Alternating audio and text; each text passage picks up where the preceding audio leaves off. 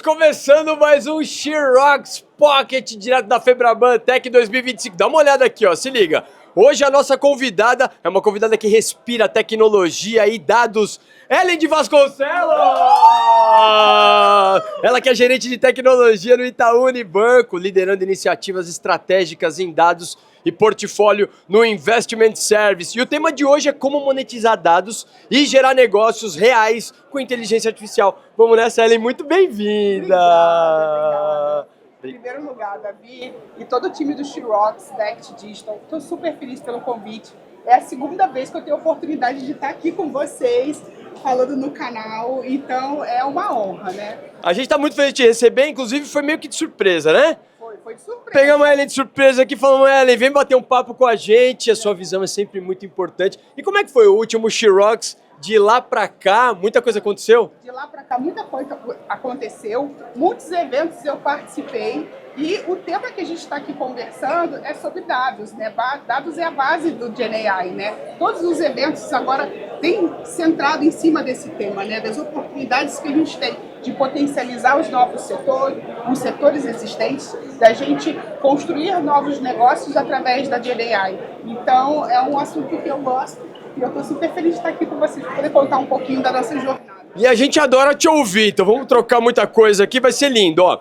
Você mencionou que em 2024 houve uma virada e os dados passaram a ser tratados como pilar estratégico, né? Eu queria saber quais os elementos fundamentais dessa transformação no Investment Service e o que mudou na forma de enxergar os dados ativos que geram os valores de negócio.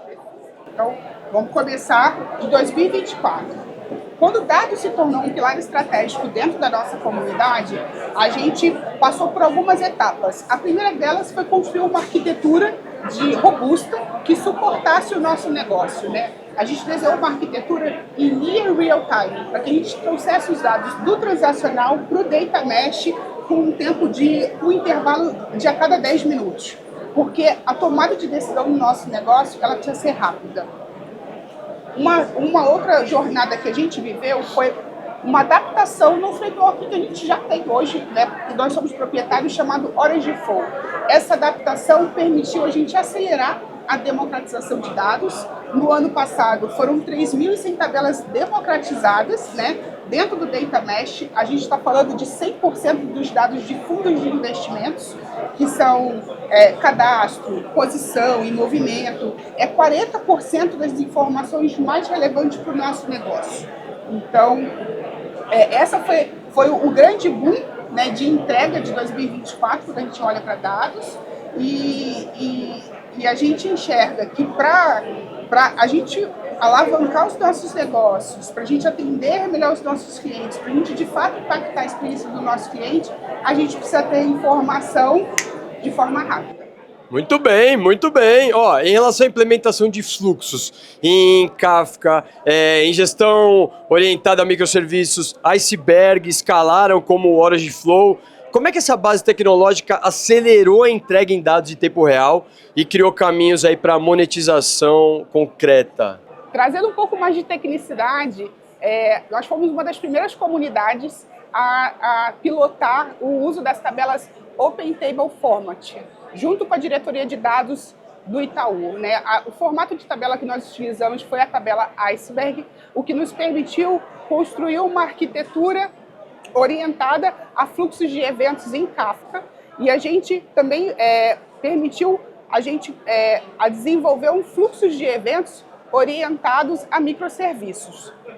Isso, em números, a gente está falando de mais de 600 mil eventos diários que a gente acaba orquestrando dentro do nosso Step Functions. Isso traz um impacto em mais de 300 tabelas. É muita coisa, né? É muita coisa. É realmente um volume gigantesco. E, assim, em relação aos dados de fundos, estão 100% democratizados, né? Como isso traduz o impacto real para o cliente direto ali, em relação a oportunidades de novos produtos e serviços para o banco também? Vamos lá. Eu contei para você de que são esses dados de fundos de investimentos, eles representam mais de 40% das informações que são relevantes para o nosso negócio. Quando a gente fala de ter essa informação disponível para o nosso time, a gente permite revisar continuamente os nossos processos, né, para que a gente se torne mais eficiente no dia a dia.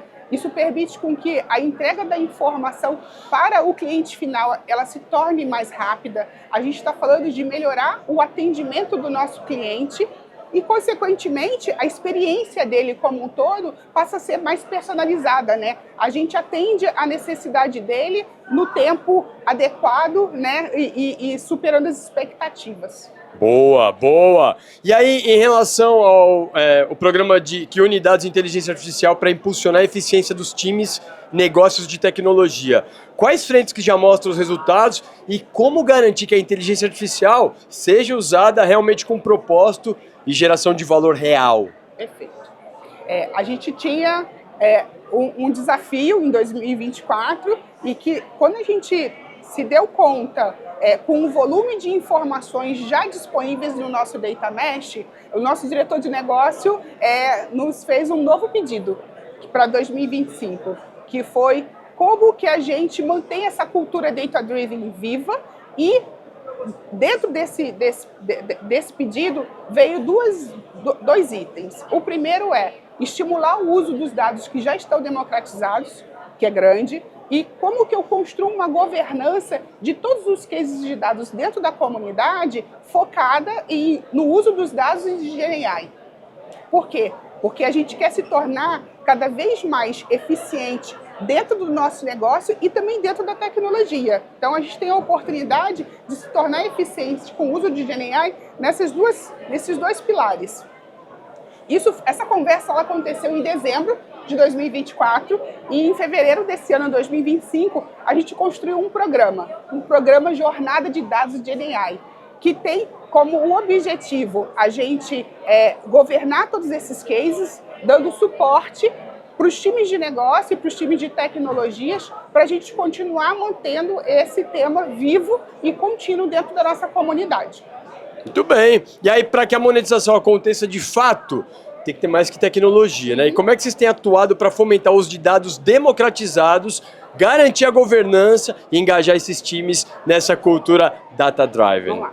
A gente criou 4 pilares dentro desse programa, né? 3 pilares de autosserviço e um pilar estratégico. Os pilares de autosserviço é o que a gente entende que o negócio ele tem total capacidade, né, junto com o nosso apoio, com o nosso direcionamento, de desenvolver e fazer a entrega, né, até o final. E a parte estratégica são cases que dependem de uma estrutura um pouco mais robusta, e aí o meu time, né, o meu time de Data Products é que vai suportar na entrega dessas informações. Então, a gente fala basicamente de 3 pilares em que o time de negócio e o time de tecnologia vai se desenvolver, vai se capacitar para conseguir fazer essa entrega até o final, e o nosso time aqui de Data Products vai estar dando todo o suporte dos pilares que são estratégicos e mais relevantes. E isso se estende como desafios para 2025 já? Como é que fica essa situação? Exato. Você quer saber de números, você quer saber de resultados em 2025, Quero. Mas a gente está no meio do ano. Não dá ainda. A gente não tem chão. A gente tem chão. Esse programa de recompensa, esse programa de gamification que a gente criou esse ano, ele vai até novembro de 2025. Então, a gente tem, acho que hoje, mais de 148 cases de dados cadastrados que a gente está governando, né? A gente é responsável por gerir e dar esse direcionamento dentro da comunidade, e falar desses números, dessas entregas, é tema e pauta para o nosso próximo Xerox aqui junto. Então já estamos marcando o próximo Xerox, hein? Comecinho do ano ali, a gente já desenrola e vamos que vamos. E Ellen, queria que você trouxesse essa sua força, toda a sua liderança, para inspirar as mulheres que estão assistindo o Xerox. Perfeito. O que você teria para dizer para essa mulherada que vai encarar cargos de liderança, que vão trabalhar com dados, como inspirar essa galera? Aí eu lembro do último Xerox em que a gente falou sobre liderança, coach, né? E pegando um pouco desse tema que eu gosto muito também aqui, se eu tiver que contar para as meninas, né, para as mulheres que querem seguir carreira na parte de dados, né, que é o boom hoje do mercado, toda a parte de AI, primeiro, para a gente se sentir segura naquilo que a gente está se desenvolvendo, que a gente está construindo, é preciso ter conhecimento. né? Acho que as trilhas de desenvolvimento dentro de dados, elas são muitas, né? Mas se eu tiver que fazer um resumo aqui, a gente está falando de engenheira de dados, engenheira de analytics, cientista de dados. Para quem está começando, conheça um pouquinho de cada uma dessas trilhas, entenda aquilo que faz mais sentido com as suas competências e aquilo que você enxerga que você vai ter maior aptidão, e foque e invista tempo em conhecimento, porque é com o conhecimento teórico que vai te fortalecer para que você se desenvolva e seja uma boa líder junto com o seu time, junto com a sua empresa que você estiver atuando. Maravilhosa! Ellen de Vasconcelos, obrigado, Ellen, pela sua presença. Davi. Mais um Nossa, She-Rocks. Bom demais. Feliz, de verdade. A gente também te receber, viu? É um carinho enorme que eu tenho por vocês, então eu fico à disposição. Sempre que vocês quiserem, pode me chamar que eu tô aqui com vocês. Maravilhoso, a gente vai chamar muito. Febraban Tech 2025 é a Act Digital marcando presença com o nosso estúdio. É isso aí, Podcast Pocket She-Rocks. Até o próximo, valeu!